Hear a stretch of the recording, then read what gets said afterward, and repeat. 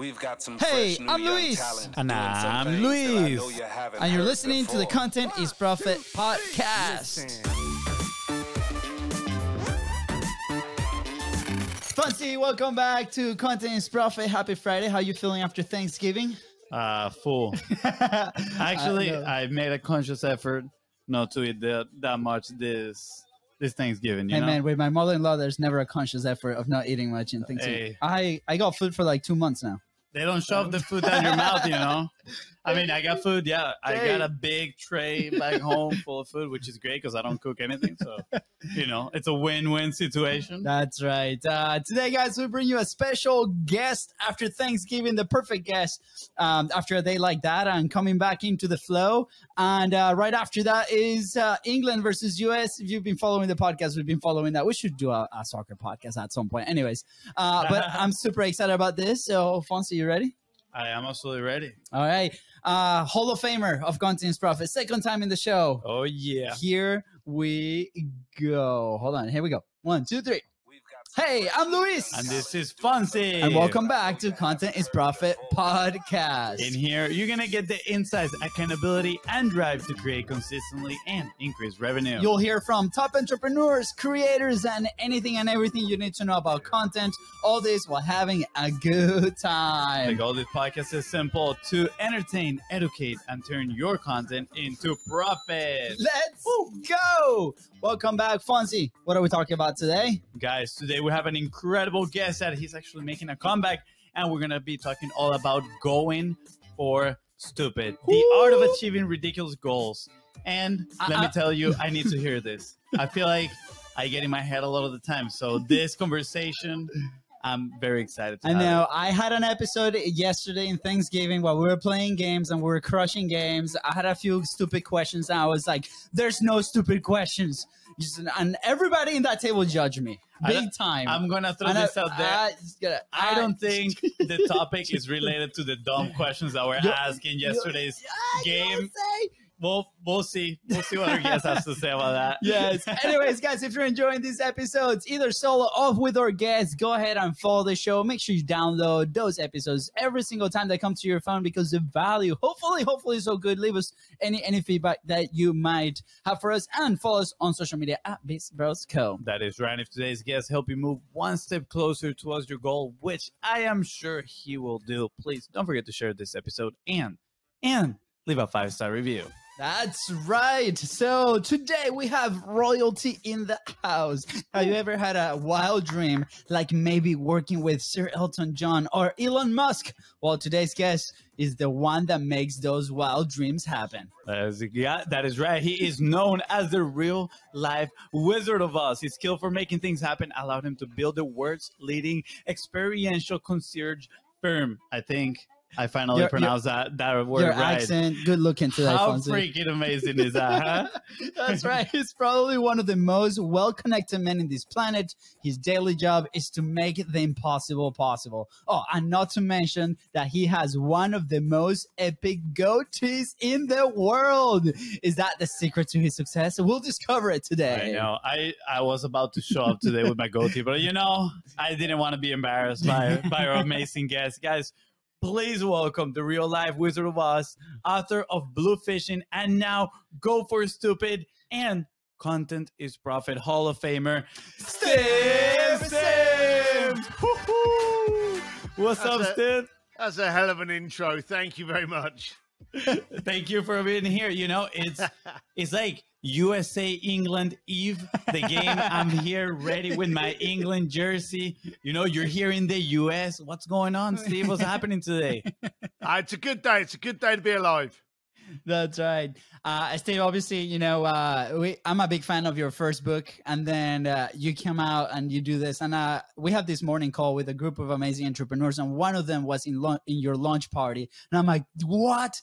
This is awesome. He came out with a second book. And then as soon as I Googled it and I saw the title, Going for Stupid, like it was so intriguing to me, right? And then the art of achieving ridiculous goals. And it's like what every person, like besides like if you're an entrepreneur or you've just if you're just a human, you need to read this book. But I was so intrigued, and we're like, we need to bring him back to talk about this. And obviously, we talk a lot about publishing, creating, and producing content. So the part of the how to publish a book, why publishing a new book. Will you tell us a little bit like why that decision? Why the new book? So the new book, for a start, I was stunned that I actually did one book. I did my book because I just wanted to get everything out. And when I did Bluefishing, I just thought no one's going to buy it because it's so simple that surely everybody is doing this. And then when the book came out, I realized that they weren't. You know, we're in a habit now where we try to kind of like pay our pain away. You know, if they can do it themselves, or if they can spend money on someone else doing it, they'll take that route, which kind of is weird. So that was the first book that I did. And that kind of got me into speaking and coaching and training all over the planet. And I thought, well, that's it. I did one book. I'm proud. I'm happy. It was very successful. That's it. And then COVID came along. And right at the beginning of COVID, I heard everyone fall into two camps. There were people going, great, I've got more time. I'm not flying. I haven't got meetings. I haven't got to drive for work. Anybody I wanted to contact didn't have meetings. They weren't on holiday. They weren't flying. So all of a sudden, most people, in fact, everyone in the planet was given extra hours in the day. Yeah. And I know that there was some illness. I know there was some death. Not trying to trivialize that. But for me, as a family man and a business, it was the best time of my life. Okay. I got to spend every day with my wife, not flying. And now I'm getting like a 9-day week. I could do so much in this week. And then you go on Facebook and you got some prick on there going, hey, I've just finished watching The Sopranos. What else can I binge watch? Just trying to find out how they could waste their life. And it got me angry. So I started doing memes and I'm not very subtle. So I started posting little things, how aggravated I was with people. And it was the genesis. It was the aggravator to me writing this book, because in a world where we're more happy to laugh at people than we are to support them, I thought something had to change. So yeah. I know it sounds funny and a little bit holy, but I really felt as though I needed to write this book to get people to go, hang on a minute, I'm going down the wrong path, because I think it's a toxic environment that we are now openly looking to cancel people's careers. We've got a cancel culture and we've got a gotcha society. You know, what did you say in 1992 that was inappropriate? Well, I can tell you I was probably inappropriate yesterday. We all are. But we need to understand what we're doing. We need to understand the ramifications. And rather than running away from that and canceling each other's careers, let's try to understand and converse on what we're doing that's inappropriate and fix that. Absolutely. What has been the response with the book, right? Like in the midst of all this, right? Because we work with a lot of people that have their own publishing platforms, like podcasting, for example, right? And we also work with people that are starting out, putting their voice out there. And one of the fears is putting that true voice out there. Just yesterday, I was watching actually a video. I don't know if you're familiar with Logan Paul. He's a creator. Yeah. He's been wrestling. Like he's been transforming his life like crazy. Yes. And he used to daily vlog right on YouTube. And the guy's asking him, why do you stop? And he's like, man, I was just tired of being so fake. Like, he's like, hey, like all that facade that he puts in there for that content creator, the creator burnout, right? For him, he was over it. And he's like, you know, my one vehicle right now is a podcast because I can be myself, right? And he came to peace with that after being very successful as a creator, right? So what would you say to people like you? Obviously, you're not fearful of putting your thoughts out there. You've been always super authentic, super honest with everything that you put out there, including these 2 books, right? What would you say to people that are in that journey of trying to discover that for themselves? If you're fake, you will get 1 billion followers that don't know you. If you're real, you'll have 100 conversations. So I realized very early on, especially I own a media company, Sims.media, and I noticed there were a lot of people that were making content to gain followers and not gain connections. Now, as Logan says, and a lot of people out there, today we need to be real. Today, we need to be honest. You'll get less people. You may get 3 likes. You may get 5 followers. But those 5 followers can turn into 5 connections that can turn into 5 business opportunities. You get further with less by being real. Mm-hmm. Yeah, we've noticed that too. If I'm being honest, I don't think we don't have massive followings, but for us, the value of having the podcast is having those conversations that you're talking about, right? And honestly, the growth that we've experienced in the last 3 years have been thanks to those relationships that we've built, right? Now, I'm curious, in a world that is, I will say, driven by these relationships, right? If you go and ask every business owners, they're probably going to have big emphasis on, like this specific partnership, this big relationships that have made a dent in our business, or like they've been massive. And you are like the master of building relationships with people that some other people might think it's impossible to build that relationship, right? People that you might look at them and you're like, wow, those people are unreachable. So how do you do to connect with those people? And I know there's a little bit of go for stupid there, right? Like, how do you plan in your head and execute that plan to reach these people and start these very special conversations? So there's 2 things there to unpack. And the first thing I want to do is actually go back a little bit to Logan. Logan said he stopped doing the vlogging each day because he was so fake. Okay. Do you know the amount of effort it takes to be the person you're not? When you're showing up as you, just like you guys and me, there's no effort. I haven't got to try hard. This is it. You like it, great. You don't, leave. It doesn't matter. There's no effort. There's no stress. And I'm not worn out. A lot of people, they do content and they're trying to be someone they're not. They're physically exhausted at the end of every day from doing that content. Okay? Save yourself that and just show up as you. And you said quite simply that so many people think it's impossible to have these conversations. Great. That they are totally right. It's impossible for them to have that connection the second they call it impossible. You see, here's the thing. Look at you 2 guys. If I tell you to go and do something stupid, all right, the first thing that's going to happen, and it just happened. I always test, and it just happened. For anyone watching this, you smiled.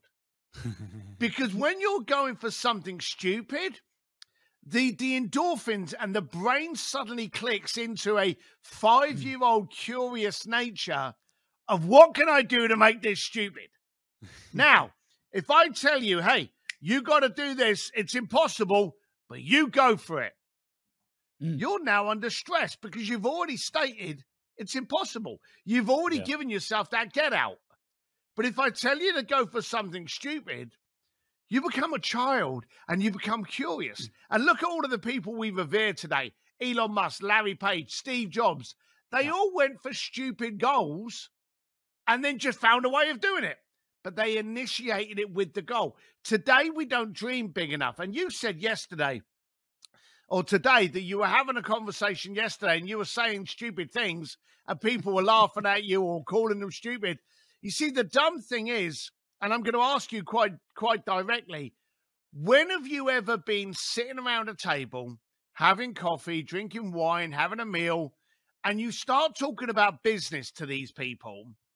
And then as you start talking about what you want to do with your podcast and how you want to franchise this out and how you want to scale this and how you want to exit it at, 7 figures, and you start saying this, and the people in front of you start glazing over as though you're crazy. And what do you do at that moment?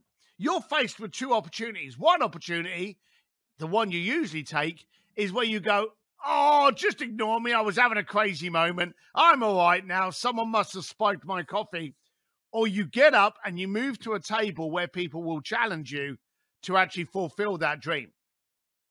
90% of the time, we're hanging around with people that do nothing other than drag us down. The first thing you've got to do for anyone out there, you've got to look at your circle. Are they supporting and challenging you? Or are they laughing and jeering?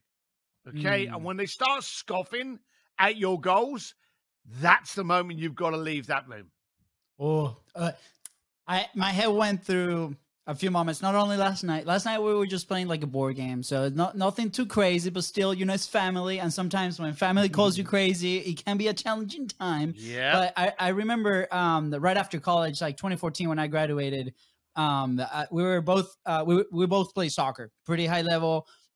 Came to the US to play in D1, right? And after that ended, we kind of went on a crisis, right? We're like, what are we going to be doing now? This is our routine, like our day to day. And we went on to this like bunch of years journey that ended here in this podcast, right? But around that time, we were looking to do something more physical. And at the time, Tough Mudders and Spartan races were brand new, right? And everybody's like, that's insane. That's crazy. Why would you like go run, 20 miles and jump in fire and ice and be electrocuted? And the one person that said yes to my invite to go do these things was my brother. He came, from Texas. And I remember we were sitting down in the library of the university. And I'm like, dude, like I want to do this thing. I don't know if I want to do it by myself. I need somebody, but everybody keeps telling me I'm insane. And that moment right there when he says yes, started this journey of like multiple years doing these things. We did more than 20. We ended up doing an 8-hour, 24-hour race. People to this day, they come back, they're like, what? You guys did what? And it was such an amazing experience. One of the best memories of my life that opened so many doors, so many stories that served us. We grew so much, right? And then we translated that. We used those moments to then feed us and fuel our business things, right? When we come into these moments of doubts, like you grab those moments and you remember those and you're like, man, like we did it despite all the opposition that was happening, right? And that's something very specific that happened with my life. But do you remember for you, what was one of those like key go for stupid moments? So there's been lots. And again, just to unpack what you just said, the second you achieve something, you unlock parts of your brain that only look for that. Like we've had, the situation when your buddy's bought a new car and you think it's a strange color. And then you're driving down the highway and what's the only color of car you can actually see? It's that weird color, isn't it? Yeah. So that's the same with your mind. When you start doing things that are a little bit more outrageous, they're a little bit more opportunist, you're pushing yourself, your mind can only see that. And it goes, well, okay. He was looking for opportunities. By the way, there's one over there. Let's look over here. So your mind actually unlocks it.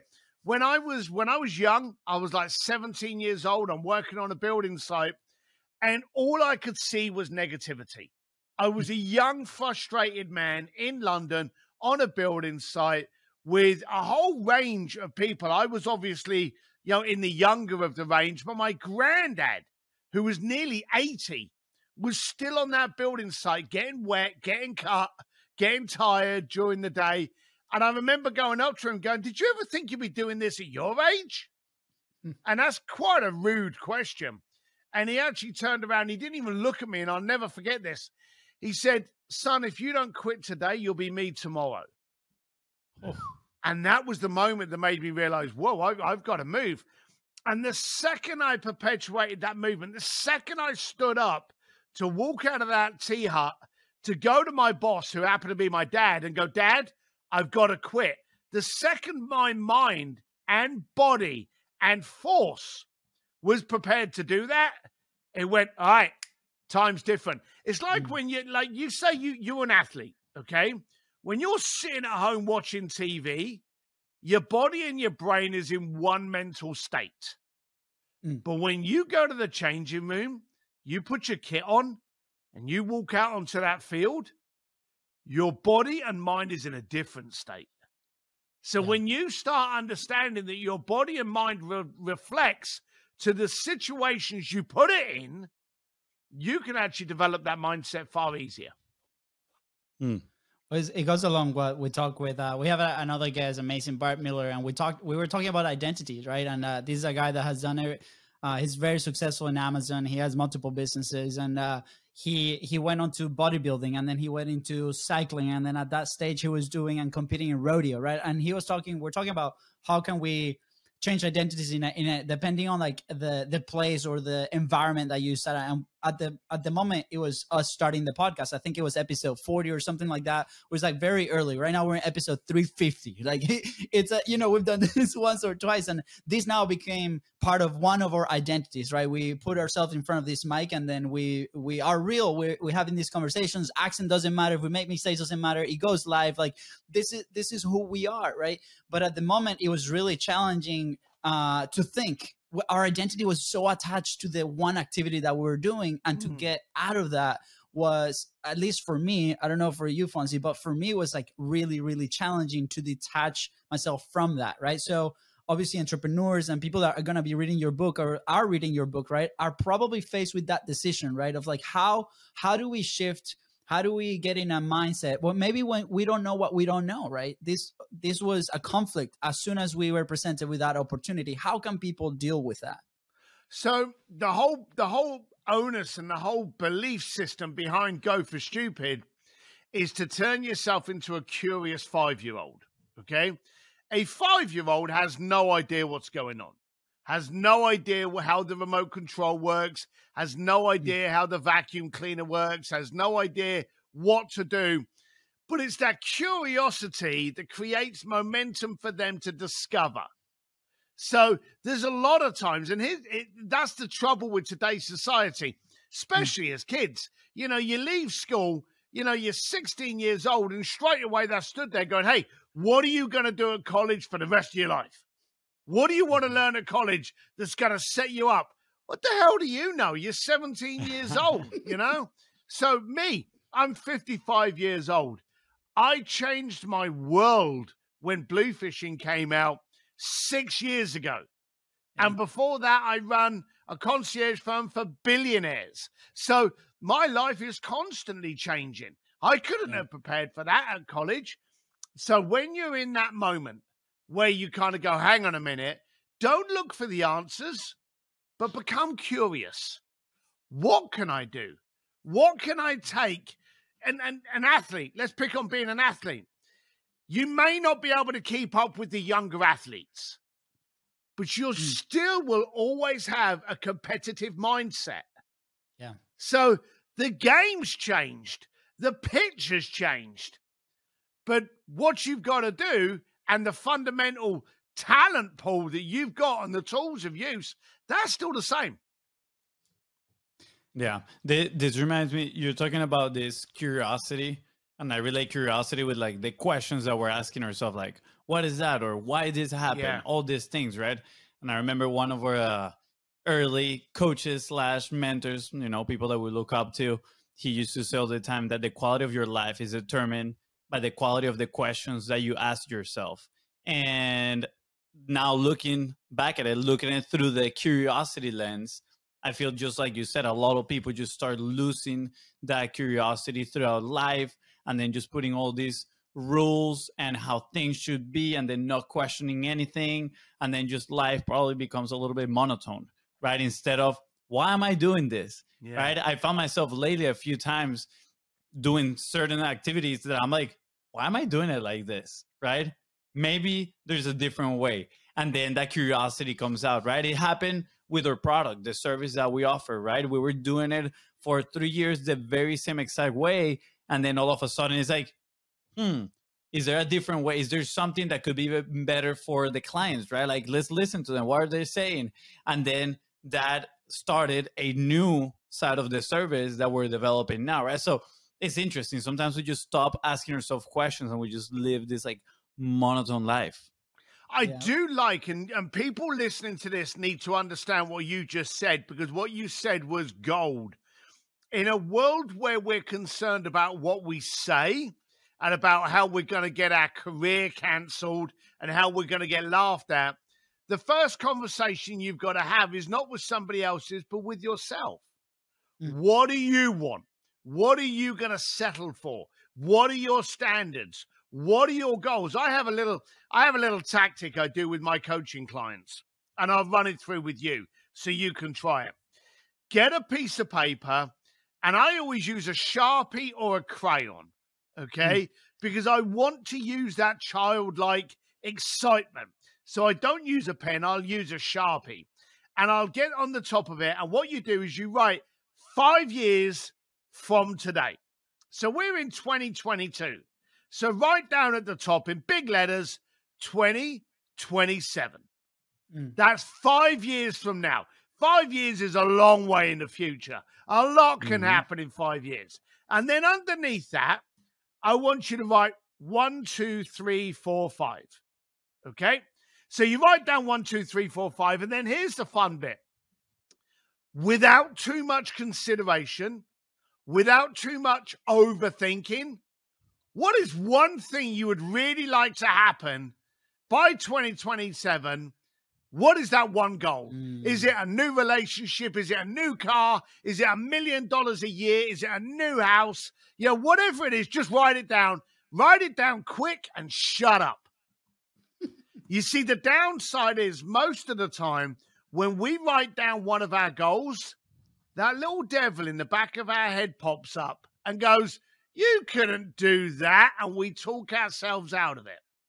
So what you do is goal number 1, write it down, shut up, take a breather, just breathe in and absorb it, let it sink in. And then number 2, what is the goal for number 2 that you would really like to see happen in 2005? Write it down, shut up. Let it percolate. Number 3 goal. Again, these don't have to be massive. It could be lose weight. It could be get a new dog. Whatever it is, but write it down. Number 3. And you do that for all 5. Okay? Now is where it gets sexy. Go back up to where you wrote 2027. Cross it out and put next year. And then ask yourself, what's got to happen in 11 months for you to hit those goals in 12? And then what's got to happen in 10 months, 9, 8, 7? What's got to happen next week for me to start on that momentum to hit all of these goals in 1 year? You see, when we pick on a goal in 7 years, 5 years, 10 years, we kind of give ourselves permission to dream a little bit. But if I told you to give me your goals in 12 months, you get scared. And I want to get that fear gone. So, write them down in 5 years and then bring them back to 1 year and then backpedal to next week. Yeah. Ooh. I like how you break this down at the end and you said kind of like when we think on the long-term goals, we give ourselves permission to dream. But when we are, shorter, we don't. But at the same time, I feel like often a lot of people, they think about what they can do in the short term. They there's like a saying about that. They pretty much think that they can do way more in the short term, and then sometimes when they think in the long term, they think less of it, right? Yeah. So I find a little contradiction in there because of what I've heard before, right? For example, I'm like, all right, this week this is my goal X, Y, and Z, and sometimes I put so much more in my plate that I can really handle. Right? Because you're overestimating what you can do in the short term. That is the quote. And then underestimating what you can do in the long term. But I love how you put it. You're like, all right, just let your dreams go wild from 5 years from now and then compress time. And I've also, heard from multiple sources that that's how very successful people think is they compress time and then they ask the right questions to themselves to make those things happen. Right? So with that contradiction in mind, why do you think that happens? Why do you think some people might overestimate what they can do in the short term and underestimate what they can do on the long term? And, based on that contradiction, some people might not even give themselves the right to dream that big, right?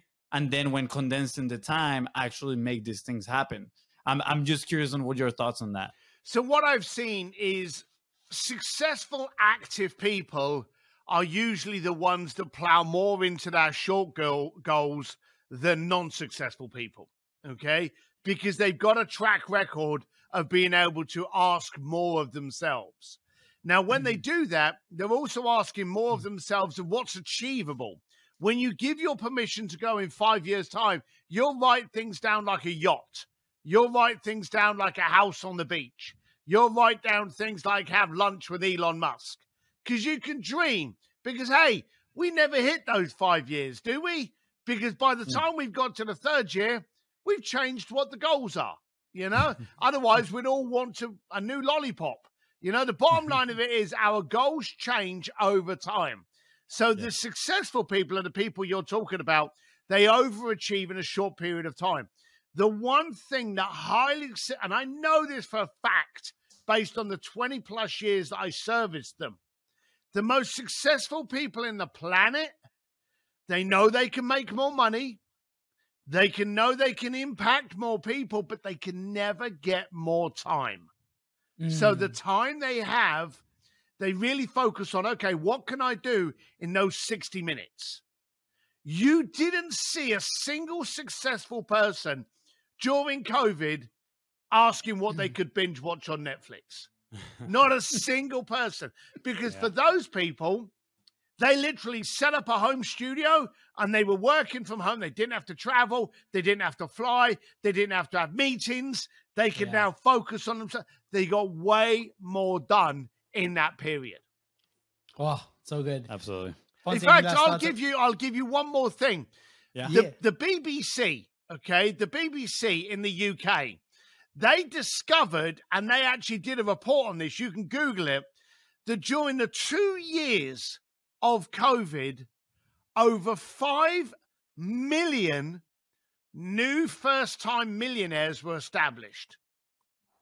Over 5 million new millionaires were established. No other 2-year period in our lifespan have we actually given birth to more millionaires in any time frame. But this was also supposed to be the worst time in our history. It was all down to the, how do you see it? And it was all down to that, are you seeing opportunity or are you seeing negativity? Yeah. That is very interesting. And I love how you frame, again, the quality of the questions you ask yourself determine the quality of the life that you're going to have. And also, I saw this video recently where the guy talking, he was sharing, like, the problem is not the problem. The problem is how you perceive the problem, right? So sure, there can be a challenge, but how are you going to perceive it, right? I think that's very, very important and a really good takeaway here. Now, we're getting towards the end, and we have 2 questions that we always ask. All right. I'm going to let my brother take it away. Well, I think one, we cover. I don't want to really ruin it. We always ask people for an action point, but on minute 24, you just gave us that amazing exercise that we really want people to go ahead and do it. And we want to know, if you're listening or watching it right now, what are your goals that you're going to hit? So feel free to share them in our community, in our Facebook group, Content is Profit. Go post them in there for everybody to see. We'll create a clip of that moment too, so we can share with people, and you're impacting a whole lot of people in there. And Steve, obviously your life has been incredible, right? From bricklayer all the way to today, and helping millions of people with the service and the coaching that you do, writing these books. You've been an inspiration, to say the least, since we met you, and it's been super awesome. And a lot of it I see is because you're staying true to your voice and to your message, and you're not scared to put it out there and publishing, right? So my last question here is, like, where will you be if you did not publish? Wow, that's a very good question. I remember when I published, I thought that my life would not change. And I remember I stupidly thought to myself, well, there you go. I've written a book. That's great. That'll be it. No one will ever buy it. I'm done. But it literally sent me down another opportunity. Had I not had the kind of mindset that saw opportunities, and when you see the opportunities, you get the choice as to whether or not you take it. So when I saw the opportunity of what the book was doing, I saw a greater opportunity to impact more wildly. And so I took that opportunity. Had I not released the book, I wouldn't have had that opportunity offered to me, and I wouldn't be here being able to impact people outside of billionaires. And that's what I really, really enjoy. I was always really happy to spend billionaires' money by doing these amazing experiences, but I really like helping companies and individuals get into a position where they can create their own stories, whether it be new business, new relationships, or new dreams. That's where my beauty is. But to be honest with you, it never would have appeared had I not done the book. Ah, so good. Yeah, I was actually filling out this. My mother-in-law always asked me to fill this Christmas list, right? And the things that I want maybe are a little bit crazy for Christmas days. And I was like, I'm putting Steve's books in here, and then I'm like, what the heck? I'm just gonna order it on Amazon today. So it's on its way. Let's go! And I can't wait to go and dive in, because Blue Fishing was one of those books that I remember very vividly, the way that you write, the way that you tell stories. So I cannot wait. I've listened to a few of the episodes that you've done around this topic, and yeah, let's go for stupid right here. See on screen. By the way, we're gonna leave all the links below. Steve, where can people go to get it? What's the best place that you want people to go get the book? Well, they can either go to goforstupid.com, or they can go to stevedsims.com, D for dashing, 1M in Sims, and they'll find out all the details there. So Steve D. Sims, anywhere, Twitter, Instagram, Facebook, or go to goforstupid.com.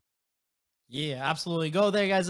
By the way, all you got to do is scroll down and click that link. It's right there below. Fonzie, any last thoughts before we head out? Just thank you. Thank you so much. It's a great message. I do think people needs to hear this, read the book, and at the end of the day, just go for stupid. Yeah. Steve, any last thoughts before we head out? Yeah, let's quote my dad. My dad wasn't the sharpest tool in the shed, but he always used to say that no one ever drowned by falling in the water. They drowned by staying there. Ooh. That's awesome. Thank you so much. That's like we'll leave that one there so people get to think about it. That's right. That's the episode, guys. With that said, thank you so much for tuning into the Contents Profit Podcast. Go ahead and follow the show in your favorite podcasting platform and on social media at BizBrosCo. That is Random Steve here, help you move one step closer towards your goal. Please don't forget to buy his book and share this episode with somebody that you think is going to help them as well. All right. See ya. Bye, guys.